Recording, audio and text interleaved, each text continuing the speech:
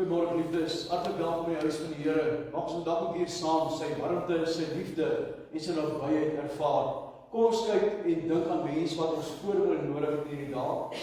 Ons dink besonder aan wat siek is tuis in die hospitale. Poppie bietjie en Willem bietjie is baie siek tuis ook. Ons dink aan hulle. Maar dan besonder dink ons aan Louisa en die kinders en kleinkinders van George Brits. George is verlede Dinsdag aand en net voor 11 oorlede. Sy troosties is eerskomende Vrydag 10:00 hier uit ons kerkgebou. Ons dink ook vanoggend besonder ons gebede aan hulle wat swaar kry in hierdie dae. Dan ook baie geluk met verjaarsdag. Dis lekker altyd weer geluk hê. Ons sê almal vir julle geluk met so luis verjaarsdag môre. Hoop ons 'n mooi en geseënde jaar vir hulle. Dan ook Piet van der Walt verjaar die 18de Junie. En Sarah Venter die 19de baie geluk Rita ook goeie skooldogter se verjaarsdag. Dan enkele saak by gemeente raad, daar's nie baie sake nie. Oor die kollektes die voorportaal, almal is bewus daarvan, ek sê nie veel daarvan nie.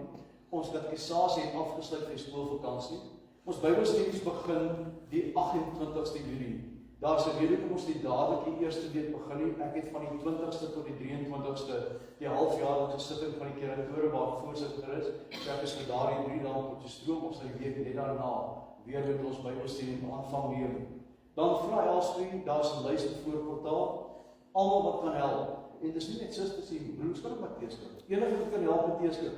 Asseblief sê vir haar skryf die naam. Ook dan op die lys net sodat ons ook daar ons stede kan voortgaan op dieselfde trant onder Gloria Paulus se uitleiding gegaan het.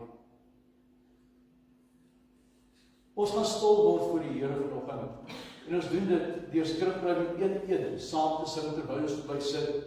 Die Here nooi ons na sy erediens en ons verklaar hier dat ons deel is van sy liggaam, deel van sy kudde, deur ook saam te sê dat die Here ons hier verenig, een in geloof, een in hoop, een in liefde. Die sit so ons sing Skrifbreuke 1:1 vers 3 en 4 saam.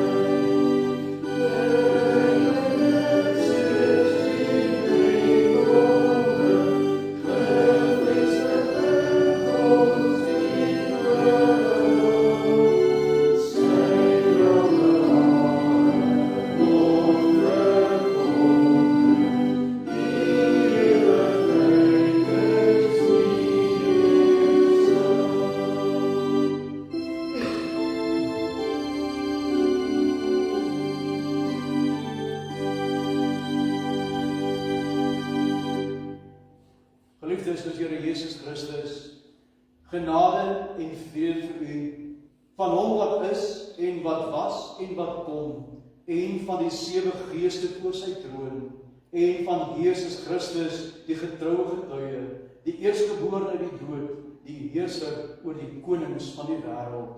Amen.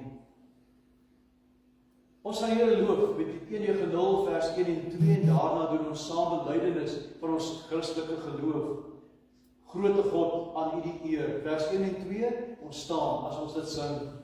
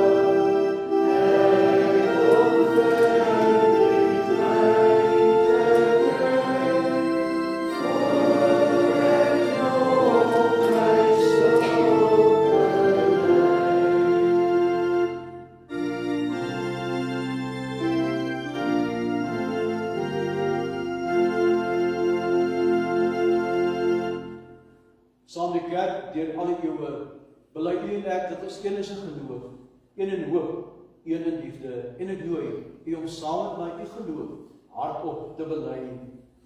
Ek glo in God die Vader, die Almagtige, die Skepper van hemel en aarde, en in Jesus Christus, sy eniggebore Seun, ons Here, wat ontvang is van die Heilige Gees, gebore is uit die Maagd Maria, wat gelei het onder Pontius Pilatus, gekruisig is, gesterf het en begrawe is.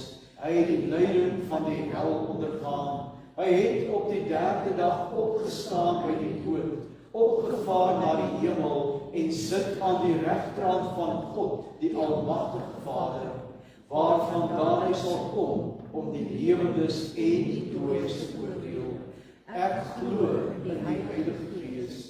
Ek glo aan die heilige, algemene Christelike kerk, die gemeenskap van die heiliges, die vergewing van sondes, die opstanding van die liggaam en 'n ewige lewe. Amen.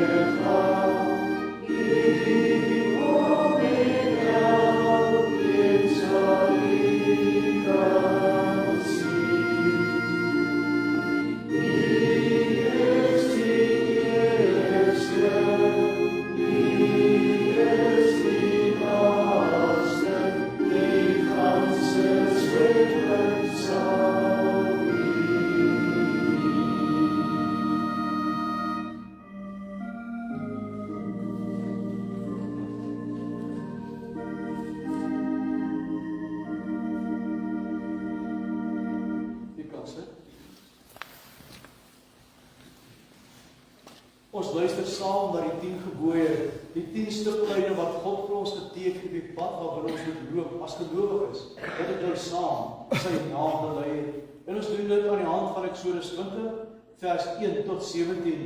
Ek lees die wet uit die 1983 vertaling. Toe het God al die gebooie aangekondig.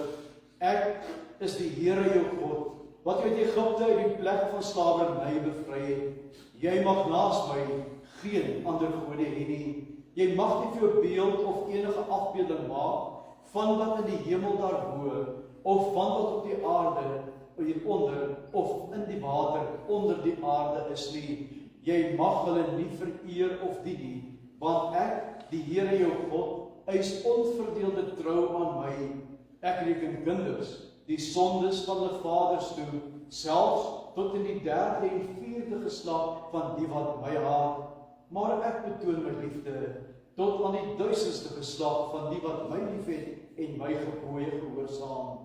Jy mag die naam van die Here jou God nie misbruik nie, want die Here sal die een wat sy naam misbruik nie ongestraf laat bly nie.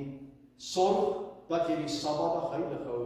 6 dae moet jy werk en alles doen wat jy moet, maar die 7de dag is die Sabbat van die Here jou God.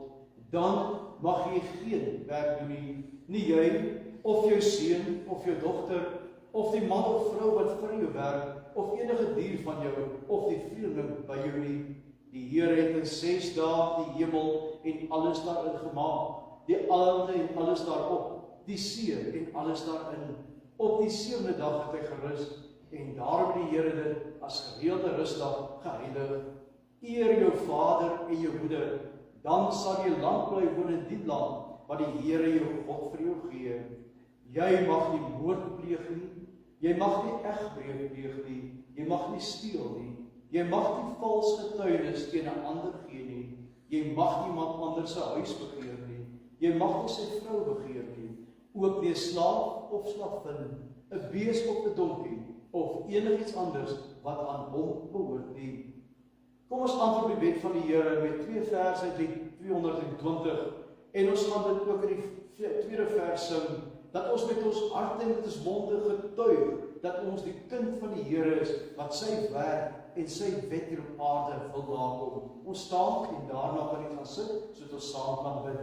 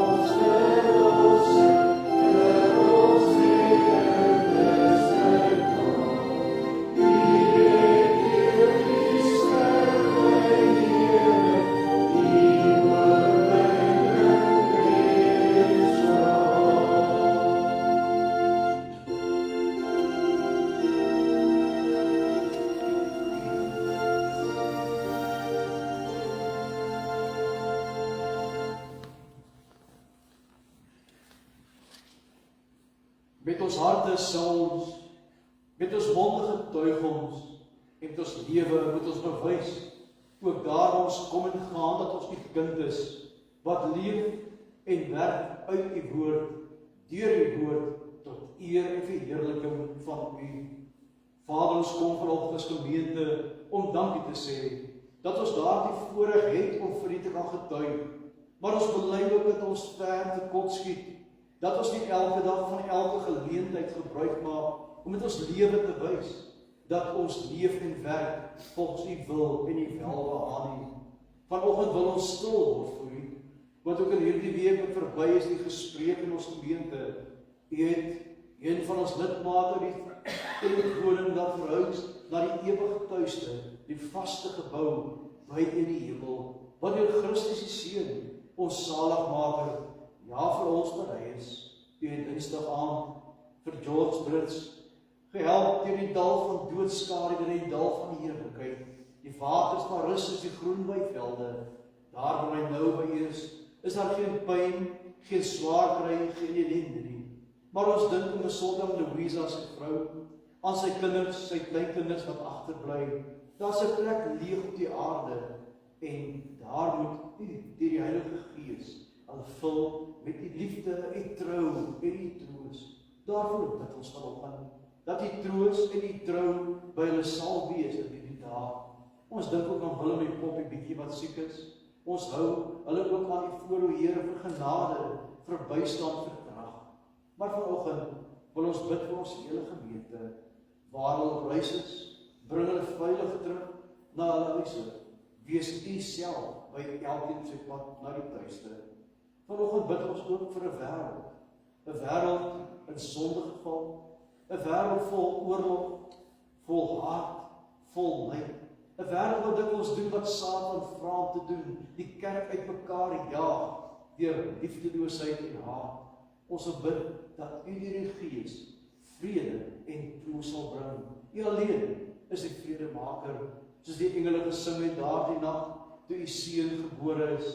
Vrede op aarde vir die mense in wie u welbehae het.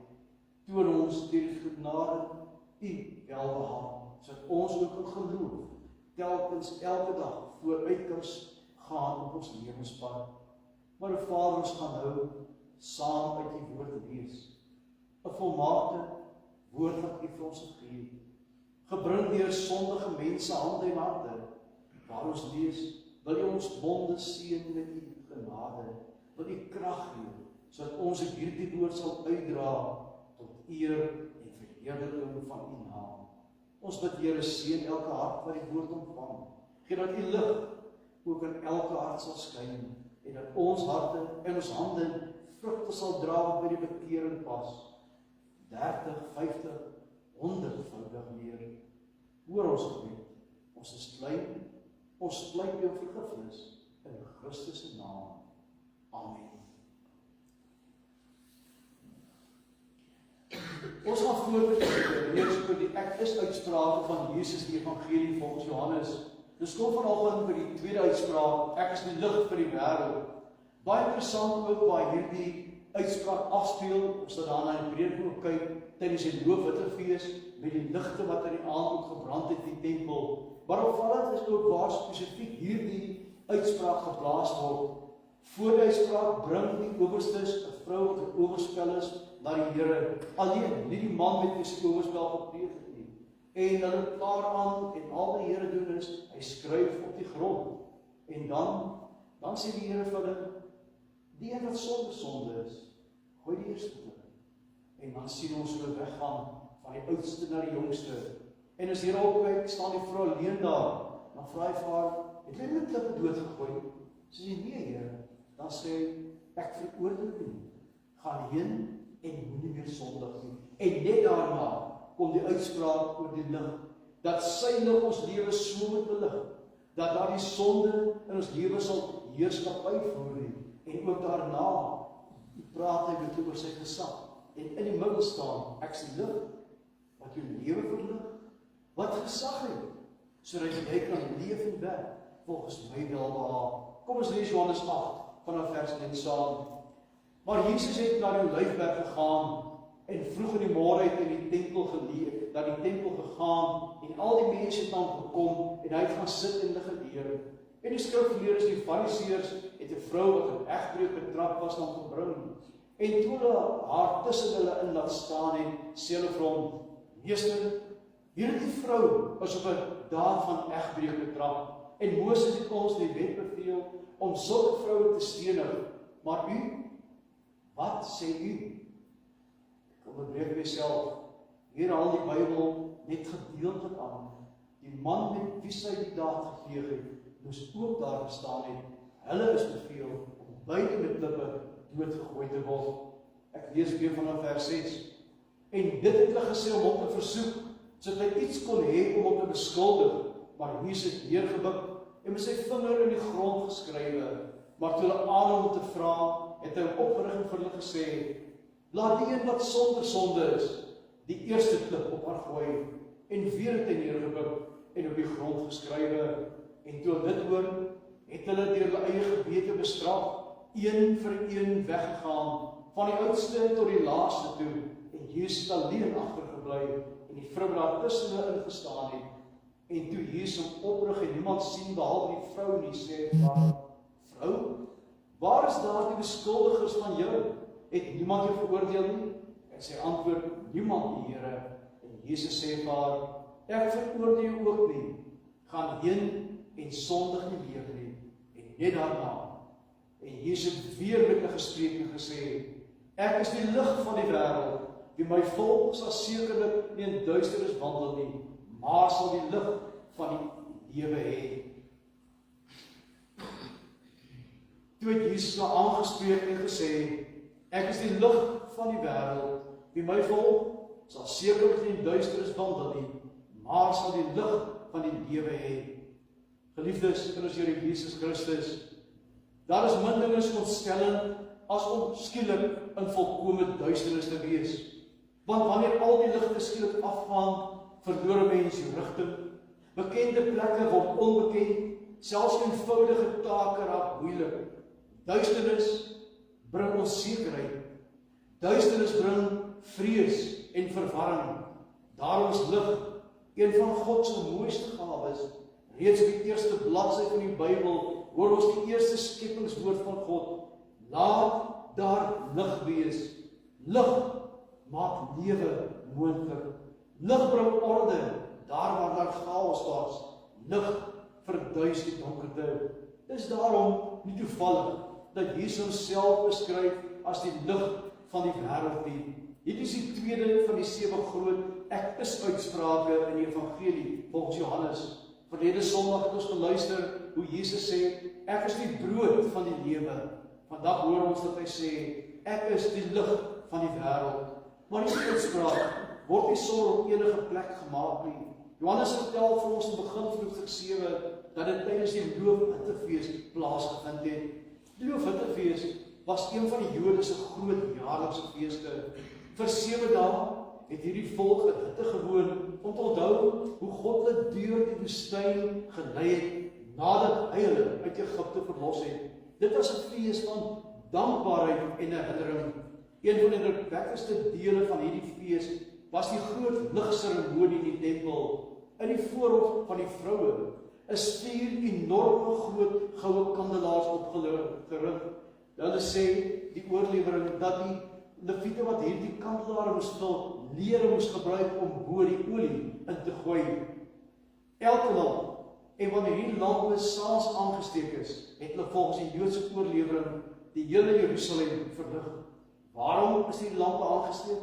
Hulle het die vuurkolom herdenk, waarmee die Here sy volk in die woestyn gelei het. Soos ons lees in Eksodus 13, het God snags in 'n vuurkolom voor sy volk gegaan. Die vuurkolom het die pad aangewys. Die vuurkolom het veiligheid gebied. Die vuurkolom was die teken dat God self teenwoordig was. Dink net aan hierdie toneel.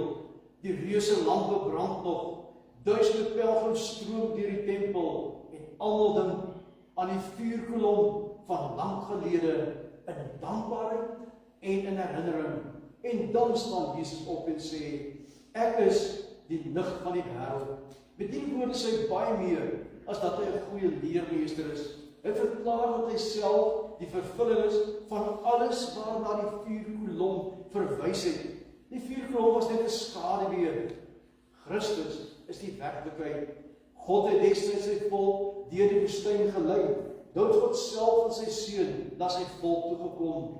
Die lig waarna Israel eeuwenlang uitgesien het, staan nou voor hulle, maar baie van hulle het dit nie raak gesien nie. En dit bring ons by die eerste hoofpunt en die eerste waarheid van hierdie teks, die duisternis van die sonde. Wanneer Jesus sê dat hy die lig van die wêreld is, sê terselfdertyd iets oor die toestand van die wêreld. 'n Lig is immers net nodig, daar waar daar donker is. Jesus sê nie, die wêreld het bloot 'n bietjie meer kennis nodig nie. Hy sê nie die mense het meer opvoeding nodig of beter omstandighede nie. Nee, die wêreld, sê hy, verkeer in duisternis. In Johannes Evangelie is duisternis baie meer as die fisiese donkerte. Dit is 'n beskrywing van die mens se geestelike toestand na die sondeval. Reeds in Johannes 1 lees ons, die lig skyn in die duisternis en die duisternis het dit nie oorweldig nie. Die wêreld leef sedert Genesis 3 in 'n geestelike nag. Sonde verduister die verstand. Sonde verdraai ons denke. Sonde maak dat ons God nie reg ken nie. Die mens dink hy is vry, maar hy dwaal eintlik sonder rigting. Ons sien dit oral rondom ons. Ons leef in 'n tyd waarin mense sê dat elkeen sy eie waarheid het. Wat vir my reg is, hoef nie vir jou reg te wees nie. Waarheid word iets persoonliks gerelativeer. Morele standaarde verander voortdurend. Wat gister verkeerd was, word vandag deur die mens as reg geag, maar tog bring hierdie sogenaamde vryheid nie vrede nie. Inteendeel, ons samelewing word al meer en meer gekenmerk deur verwarring, gebrokenheid en onsekerheid. Want wanneer God se lig verdwyn, raak alles relatief. Maar hierdie duisternis is nie net daar buite nie. Dit woon ook in elke mens se hart. Ons sondige natuur laat ons so maklik dink dat ons self die middelpunt van ons lewe is. Ons kan self en wil self besluit wat reg en verkeerd is. Ons wil ons eie lewe beheer. Ons wil God se lig vervang met ons eie klein flitsliggie. Weet jy wat noem die Bybel doen? Die Bybel noem dit in Psalm 14 dwaasheid. Want hoe kan 'n sondige mens sy eie pad vind sonder God? Die profeet Jesaja beskryf hierdie toestand treffend. Ons het almal gedwaal soos skape, 'n skaap sonder herder, dwaal nie wat kwaadwillig is nie, maar moet nie weet waar om te gaan nie. So leef die mens sonder Christus. Hy soek gedurende geluk en geld. Hy soek voortdurend sukses in sy werk. Hy soek voortdurend die identiteit, dat mense moet prys, dat mense sy optrede moet goedkeur. Hy soek vrede in besittings. Maar telkens ontdek die mens dat niks daarvan die donkerte verdryf nie. Ons kan hoe tegnologies gevorderd wees, en ons kan tog geestelik verdwaal. Ons kan die maan bereik, maar nog steeds die pad na God vind nie. Ons kan met ons matige intelligensie werk, maar steeds nie weet waarom ons leef nie. Ons kan die wêreldse kennis in ons sak dra, maar steeds die waarheid ken wat red nie. Dit, geliefde, is die tragedie van die sonde. Die grootste probleem van die mensdom is die gebrek aan inligting nie, maar gebrek aan lig. En hierdie duisternis raak selfs godsdienstige mense. Dink aan die Fariseërs wat rondom Jesus gestaan het. Hulle het die Ou Testament geken, hulle het die tempel besoek, hulle het die feeste gevier, hulle het lampe sien brand, maar toe die ware lig voor hom staan, herken hulle hom nie. Hoe is dit moontlik? Omdat godsdienst sonder geloof ook donker kan wees. 'n Mens kan baie van die Bybel weet en tog nie vir Christus wil ken nie. 'n Mens kan jarelang in die kerk sit en tog op jouself, op jou eie geregtigheid vertrou. Dis presies hoekom Jesus hierdie woorde sê. Hy roep mense uit die donker na die lig, want sonder hom bly selfs die mees godsdienstige mens in geestelike nag. Dink maar aan die Fariseërs en skrifgeleerdes. Hulle het die Bybel geken, maar toegepas soos hulle wou. Toe daardie vrou gevang word in egbreuk, bring hulle net haar. Hulle voer die helfte van die bevel van die Ou Testament uit. Die man laat hulle gaan, hierdie vrou is vir ons hulle in geestelike nag, en sy moet met klippe doodgegooi word. Jesus bring die lig in haar lewe op. Luister wat Jesus sê, ek veroordeel jou nie, maar dan kom die kwalifikasie, gaan heen en moet nie meer sondig nie. Met ander woorde, gaan heen, breek by die geestelike duisternis, leef in die lig van hier af, en daarom vra hierdie waarheid, dat Christus die lig is, dat ons elkeen eerlik na ons eie hart kyk. Waar soek ek my lig? Waar kry ek my rigting? Op wie vertrou ek wanneer ek deur hierdie donker wêreld moet gaan? Want elke ander lig sal uiteindelik wanneer die Here terugkom dof word. Net een lig sal vir ewig skyn. Nadat Jesus die werklikheid van die donkerte ontbloot het, wys hy nie bloot op 'n oplossing nie, hy wys op homself. Jesus sê nie, met dit baie mooi verstaan, ek wys vir julle die lig. Hy sê nie vir hulle, ek bring vir julle die lig nie. Hy sê, ek is die lig. Nie wys, nie bring, maar is die lig. Dis 'n geweldige uitspraak en aanspraak. Geen ander profeet in die Ou Testament het ooit so gepraat nie. Moses, die man van God, het die wet gebring. Elia, die profeet na God se hart, het die volk tot bekering geroep. Jesaja het die Messias aangekondig. Johannes die Doper het van die lig getuig. Maar Jesus sê, ek is nie net 'n getuie van die lig nie. Ek is die lig. Hier hoor ons weer die goddelike naam weer klink. Soos Johannes 6, met ek is die brood van die lewe, hoor ons die taal van Eksodus 3 vers 14. Ek is wat ek is. Die Hebreëse woord sê so mooi, Jahwe.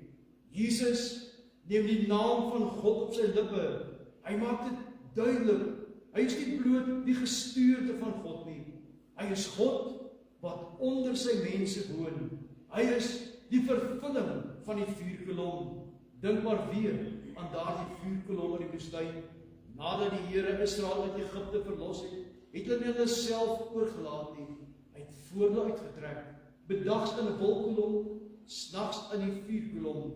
Wanneer die vuurkolom en vir daardie prys die wolkkolom beweeg het, en die volk beweeg. Wanneer dit stil gestaan het hulle kamp opgeslaan. Die wolk het 3 dinge duidelik gedoen. Eerstens het dit God se teenwoordigheid sigbaar gemaak. Israel het geweet, die Here is by ons. Tweedens het dit die pad gewys in 'n onbekende woestyn, so hulle sonder die Here verdwaal het. En derdens het dit beskerming gebied. Toe die Egiptenaars die volk agtervolg het die wolk en vuurkolom tussen Israel en die vyande gaan staan. God het sy volk bewaar. Nou staan Jesus in die tempel en sê, ek is die lig vir die wêreld. Met hierdie woorde sê, ek is die ware vuurkolom. In my is God teenwoordig. In my is God se teenwoordigheid duidelik sigbaar openbaar. In my vind julle die weg. In my is julle veilig. Want die vuurkolom wat tydelik vir Israel was, Christus is vir altyd by sy kerk. Die vuurkolom het slegs een volk deur die woestyn gelei. Christus lei mense uit elke volk en taal deur die woestyn van hierdie lewe na die hemelse Kanaan. Maar Christus openbaar ook die waarheid. Wanneer Jesus homself die lig noem, praat hy ook van waarheid. Lig openbaar wat daar reeds is.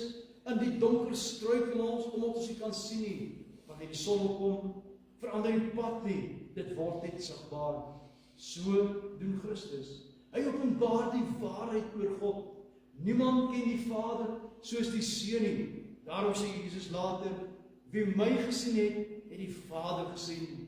In Christus sien ons God se heiligheid, sy geregtigheid, sy liefde, sy genade en sy trou. Die wêreld vorm allerlei beelde van God. Party wil die beeld maak van 'n strenge regter wat net wag om pakslae uit te deel en te straf. Ander dink hy is 'n goeie oupa wat sonde ignoreer. Ander ontken eenvoudig sy bestaan. Maar Christus verdryf die duisternis. Hy openbaar die Vader soos hy werklik is. Hy openbaar die waarheid oor onsself. Wanneer die lig skyn, sien ons nie die pad nie. Ons sien net die stof en die vuilheid wat voorheen versteek was. So werk die evangelie, vriende. Wanneer Christus se lig in die mense lewe opgaan, begin jy jou eie sonde raak sien. Jy sien jou hoogmoed, jou selfsug, jou opstand, jou ongeloof. Dis nie aangenaam nie, maar dis noodsaaklik. 'n Dokter kan jou nie genees voordat jy eers die bron van hierdie siekte gediagnoseer het nie. Net so kan die sondaar nie die Vader omhels voor hy sy eie verlore toestand besef het nie. Want die lig ontmasker die donker, maar die lig veroordeel dit nie. Dit red. Dan sê Jesus, hy is die lig wat lewe gee. En Jesus voeg hierby 'n wonderlike belofte. Wie my volg sal sekerlik nie in duisternis wandel nie, maar sal die lig van die lewe hê. Let op die volgorde, geliefde. Hy sê nie, wie eers uit die donker kom, mag my volg nie. Hy sê, wie my volg. Die lewe met Christus begin nie wanneer ons onsself verbeter het nie. Dit begin wanneer ons wegkyk van onsself en op hom vertrou. Hy neem mense uit die donker en bring hulle in sy wonderbare lig.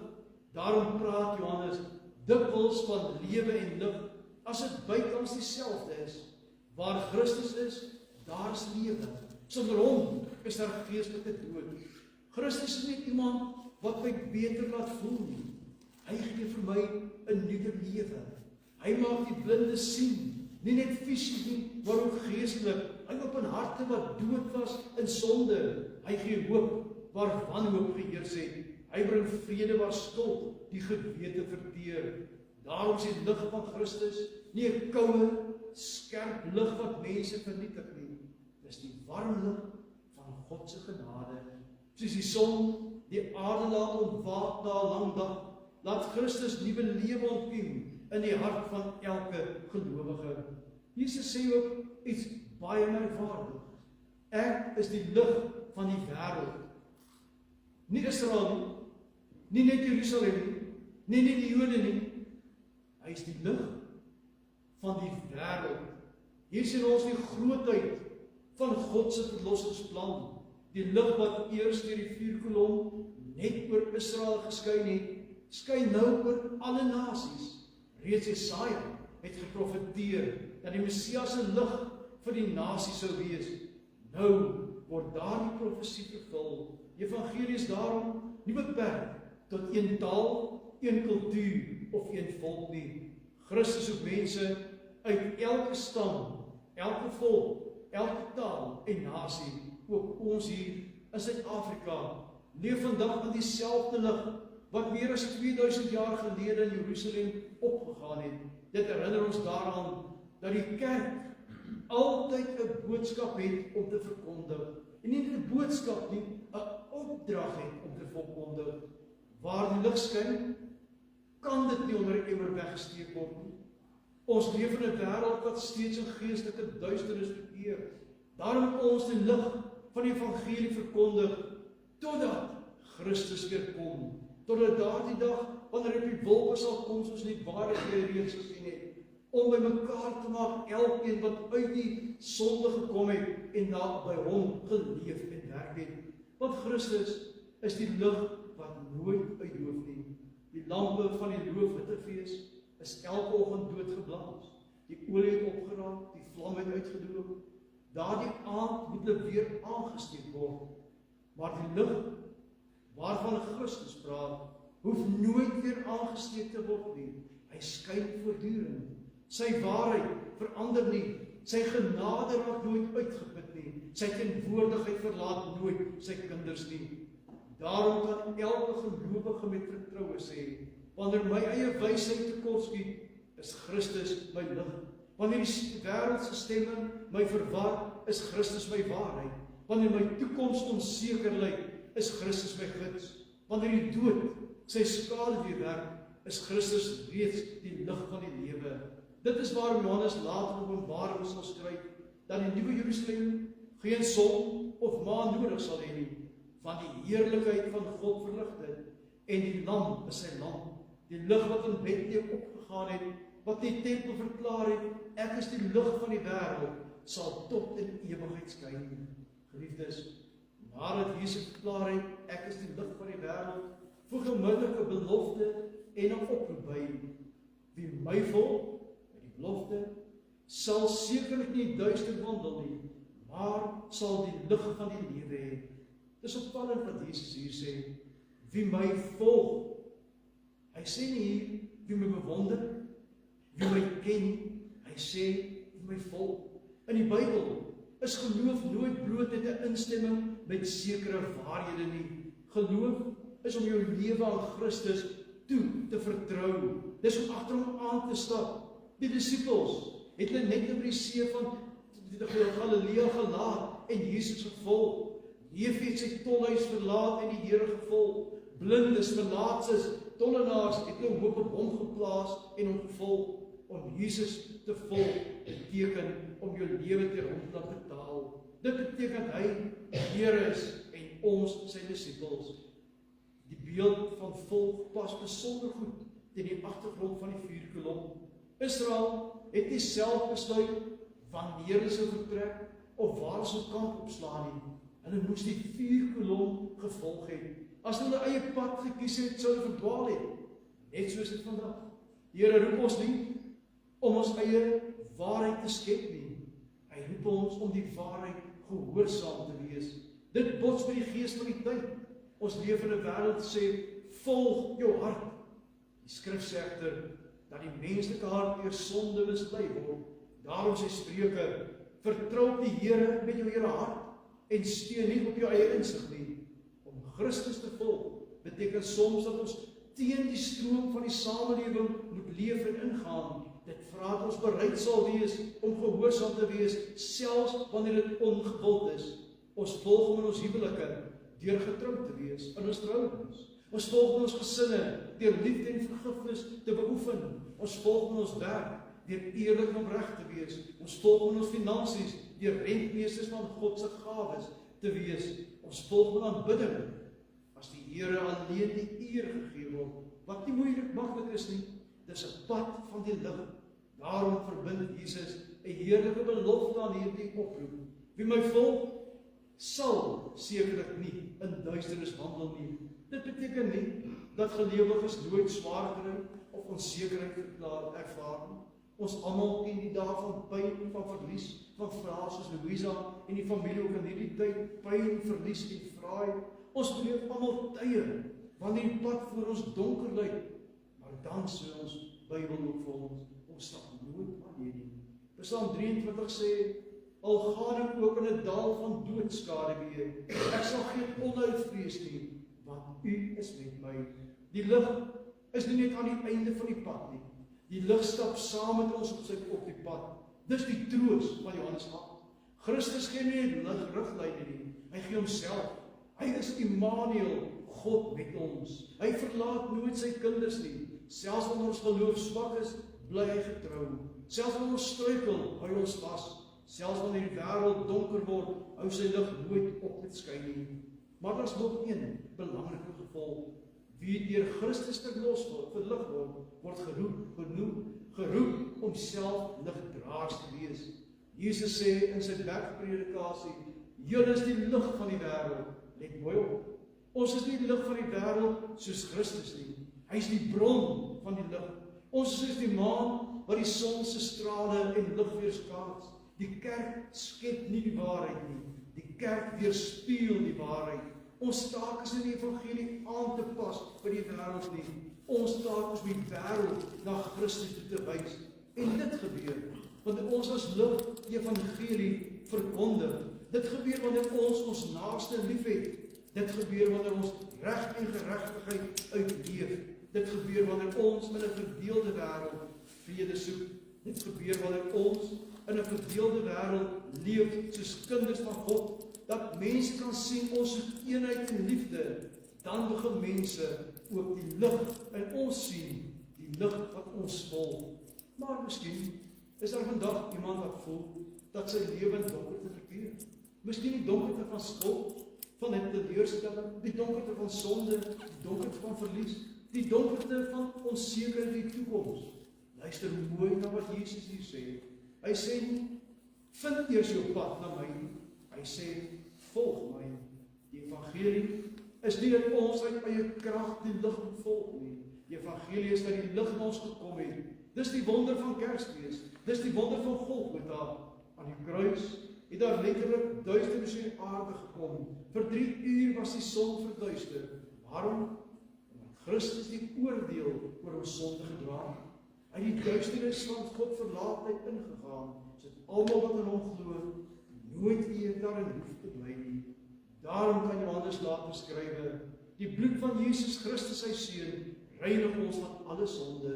Die lig van die wêreld het deur die donkerte van die kruis gegaan, sodat daar lig kon uitbreek na daardie duisternis. Liefdes, ek sluit af. Die groot lampe van die Loofhutefees het lank gelede uitgebrand. Die vuurkolom in die woestyn het verdwyn toe Israel die beloofde land binne gegaan het. Maar die lig waarvan Johannes praat in Johannes 8 brand steeds. Hy het uit die dood opgestaan. Hy regeer aan die regterhand van die Vader. Hy vergader sy kerk uit alle volke. Hy lei sy kinders elke dag deur die woestyn van hierdie lewe. En eendag sal hy terugbring, veilig terugbring in die nuwe hemel en die nuwe aarde. Dan sal geen son meer nodig wees nie, geen maan en geen lampe nie. Want soos Openbaring 21 sê, die heerlikheid van God verlig dit en die lam is sy lamp. Daarin is ek en jy op pad. Laat ons daarom nie ons eie lig soek in wysheid van die wêreld, in menslike ideologieë of in eie insig nie. Laat ons in die idee wat voor ons oog gefestig hou op Jesus. Hy alleen openbaar die Vader. Hy alleen wys die pad na die lewe. Hy alleen verdryf die duisternis van sonde. Hy alleen gee hoop vir vandag en seker vir môre. Mag ons daarom elke dag weer sy stem hoor, sy stem wat sê, ek is die lig van die wêreld. Wie my volg, sal sekerlik nie in die duisternis wandel nie, maar sal die lig van die lewe hê. Dis die belofte. Nou is die vraag aan jou en my, wat uitgaan in die wêreld daar buite, waar ons werk, leef, daar waar sonde ons dikwels wil onderkry, watter lig volg jy? En watter lig sien die mense wat saam met jou loop op hierdie aarde? Sien hulle die lig van Christus, omdat jy wandel in hom, wat gesê het, ek is die lig van die wêreld. Dis die uitdaging wat voor in die lewe, om die lig te bly volg, terwyl Satan ons boot wil skommel en skud, wil ons laat weet, ons moet self ons pad uitdink. Nee, en hierdie weet, Christus is die lig, en ek straal sy lig uit, vir elkeen te sien. Amen. Kom ons dank saam, is dit so. Heer ons Here, ons word stil as ons hoor, dat ons die lig kan, mag en moet volg. Want so dikwels wil ons eie pad oopkap, wil ons eie pad oopslaan daar buite en oopslaan daar buite in die lewe, sodat ons op ons eie kan werk. Here, U gee ons die lig. Help ons deur die Gees om hierdie week alleen maar daardie lig, wat 'n lamp vir my voet en 'n lig vir my pad is, te volg tot in ewigheid. Seën ons, maak ons sterk deur U lig. Amen. Lied 590 vers 1 en 2 vestig ons aandag op daardie dag wanneer die Here weer kom. Het jy gehoor dat eenmaal hier alles nuut sal staan? Ons stap agter die lig aan tot daardie dag, wanneer die lig terugkom op die wolke, as die regter en oorwinnaar wat ons kom haal. Kom ons staan, dit sing ons vers 1 en 2, die 590 saam.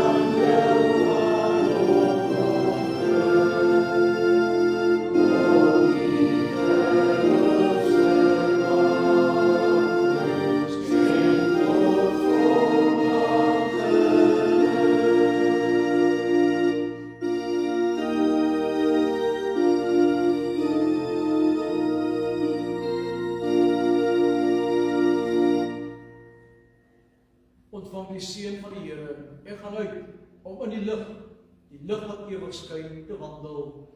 Die Here sal jou seën en jou behoed. Die Here sal sy aangesig oor jou laat skyn en jou genadig wees. Die Here sal sy aangesig oor jou verhef en aan jou vrede gee.